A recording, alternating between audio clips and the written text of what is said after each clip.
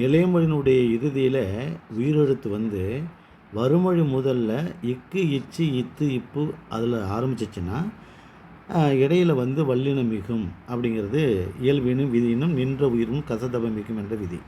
ஆனால் எங்கெங்கே அப்படி மிகாது அப்படின்னு பார்த்தீங்கன்னா, இந்த நாடு, இப்போது நெடில் தொடர் குற்றலுகரம் நாடு கூட்டல் கண்டான், நாடு கண்டான் தான் எழுதணும். நாடு கண்டான் எழுத இக்கு வச்சு எழுதக்கூடாது. அதில் உயிர் தொடர் குற்றலுகரம் முரசு, சூக்கு முன்னாடி வந்து ரா வந்து உயிர் தொடர். இப்போ முரசு கூட்டல் கொட்டினான், முரசு கொட்டினான் தான் எழுதணும். முரசு கொட்டினான் எழுதக்கூடாது.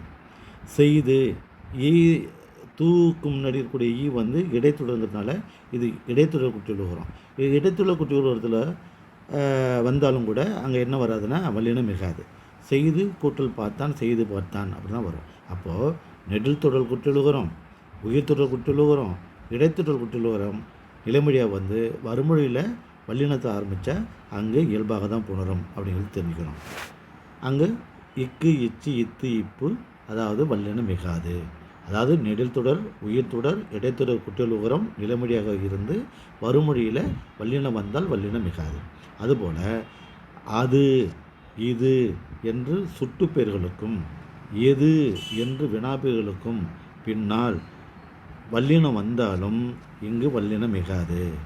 அது கூட்டல் பார்த்தான், அது பார்த்தான்னு இயல்பாக தான் புணரும். இது கூட்டல் செய்தான், இது செய்தான்னு இயல்பாக தான் புணரும்.